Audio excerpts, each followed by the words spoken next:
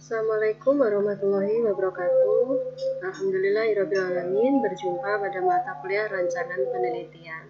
Saya mengucapkan selamat kepada saudara. Saat ini saudara telah mencapai bagian ini, yaitu uji keabsahan data. Uji keabsahan data ini adalah untuk menguji instrumen yang telah saudara susun. Nah, pada bagian sebelumnya itu yang membahas tentang teknik dan instrumen pengumpul data. Nah, kalau di bagian ini kita belajar untuk menguji apakah instrumen kita yang kita susun itu valid dan reliable. Nah, suatu penelitian itu dikatakan baik apabila memiliki instrumen yang baik pula gitu. Nah, instrumen tersebut dikategorikan baik jika memiliki validitas dan reliabilitas instrumen yang baik pula.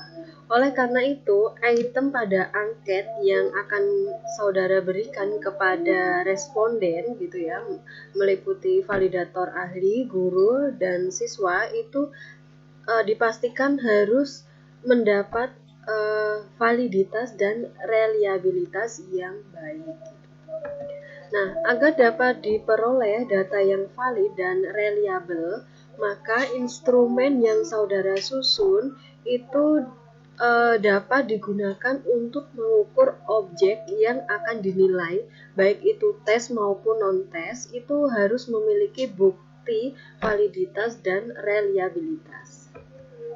Nah, saudara jangan khawatir karena pada kesempatan ini saya akan memberikan bagaimana cara kita menguji ke instrumen kita dilihat dari aspek validitas dan reliabilitas. Baik, yang pertama ini saya akan memberikan rekomendasi kepada saudara bagaimana alternatifnya atau jalan keluarnya untuk menguji instrumen yang telah disusun itu dapat dinyatakan valid atau tidak. Itu dapat diuji melalui rumus korelasi product moment gitu ya. Nah, instrumen yang sudah saudara susun itu bisa dikatakan valid jika instrumen tersebut mampu mengevaluasi apa yang seharusnya dievaluasi gitu. Jadi produk itu kita harus mengetahui dari aspek mana produk ini bisa digunakan dengan baik gitu. Kita harus menguasai produk kita dulu, akan menguji atau mengevaluasi bagian apa produk ini gitu. Jadi kita harus menguasai betul produk yang kita susun. Validitas isi dari sebuah instrumen itu telah diusahakan ketercapaiannya sejak penyusunan, gitu. Yaitu dengan memperhatikan materi dan tujuan pembelajaran yang telah saudara rumuskan. Nah, sedangkan untuk menilai validitas butir soal, secara empiris itu digunakan sebuah rumus korelasi product moment. Korelasi product moment, saya yakin saudara sudah bisa menggunakan rumus ini karena sudah kita belajar bersama pada mata kuliah statistik untuk membahas atau mengupas rumus korelasi product moment ini. Nah, saya ulangi kembali bahwa rumus korelasi product moment itu bisa kita gunakan dengan sebuah rumus yaitu R atau koefisien korelasi suatu butir per item ya. Itu rumusnya sama dengan yang telah kita bahas pada statistik ya, pada channel sebelumnya gitu. N rumusnya adalah N sigma XY dikurangi sigma X kali sigma Y dibagi dari akar N buka kurung sigma X kuadrat tutup kurung dikurangi buka kurung sigma X tutup kurung kuadrat dikali N atau jumlah subjek buka kurung sigma Y kuadrat tutup kurung dikurangi buka kurung sigma Y tutup kurung kuadrat gitu ya. Nah, RXY ini merupakan koefisiensi korelasi suatu butir atau item gitu. Sedangkan N ini merupakan jumlah subjek. Nah, Di sini X itu adalah skor suatu butir atau item, sedangkan Y ini adalah skor total. Ini diambil dari Arikunto pada tahun 2006 halaman 72.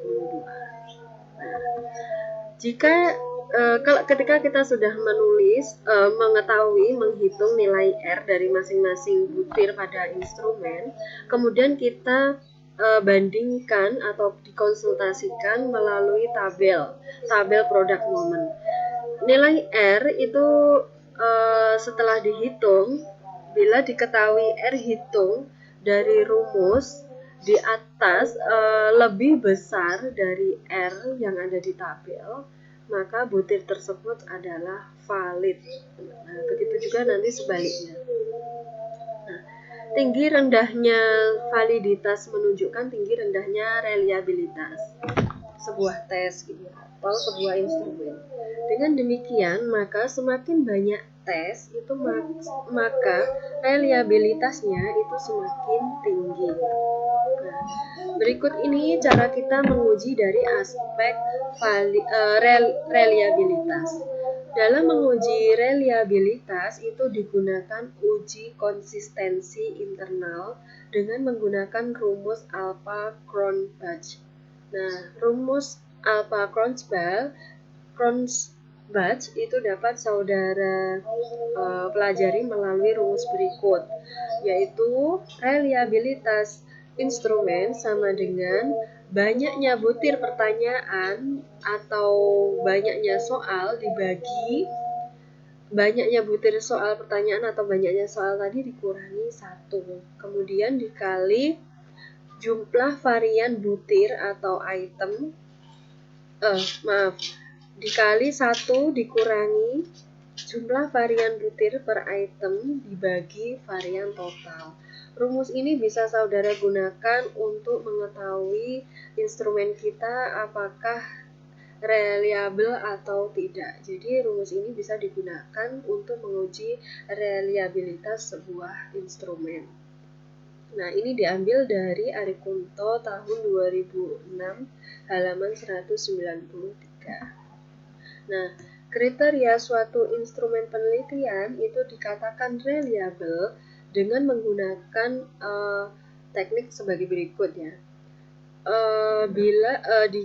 Bisa dinyatakan reliable, suatu instrumen itu dikatakan reliable jika koefisien reliabilitas atau R11-nya lebih besar dari 0,6 gitu.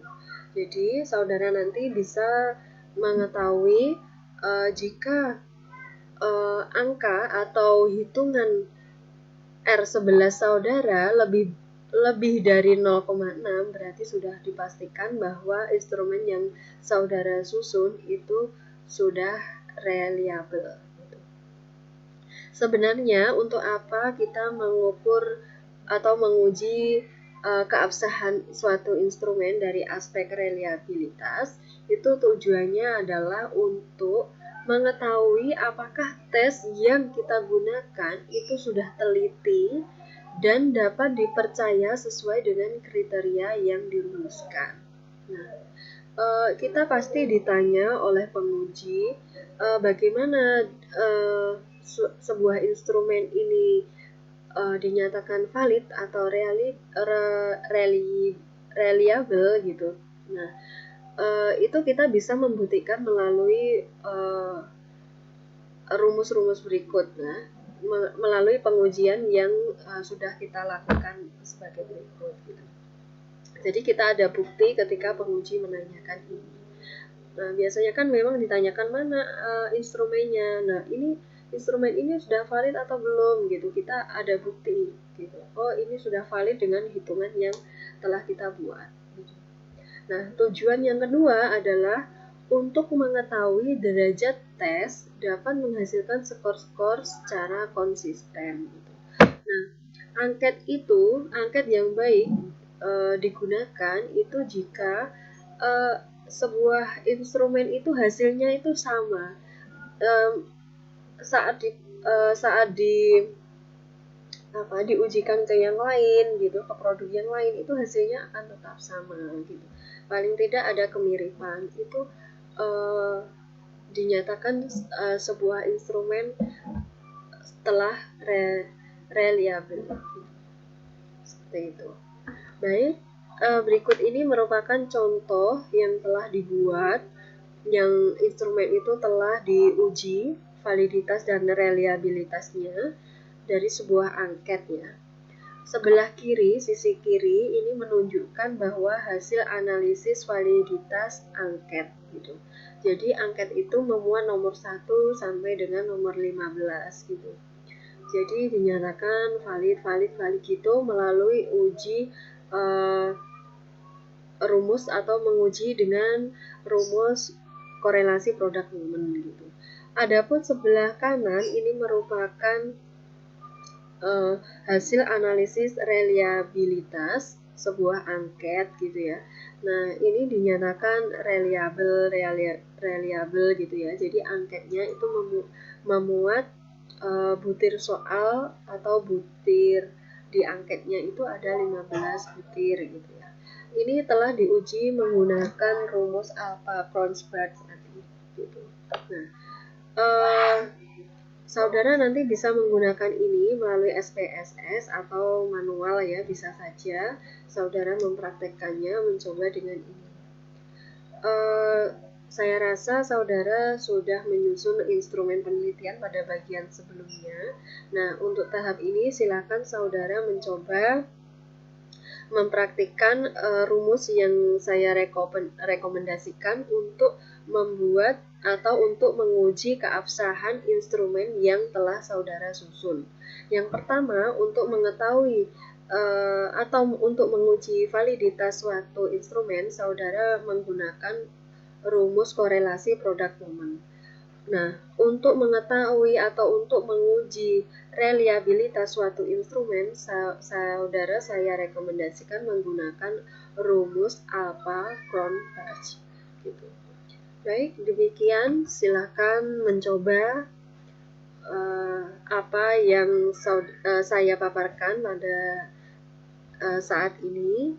Silakan dipraktikkan, semoga semuanya diberi kemudahan dan kelancaran dalam menyusun rancangan penelitian. Terima kasih. Assalamualaikum warahmatullahi wabarakatuh.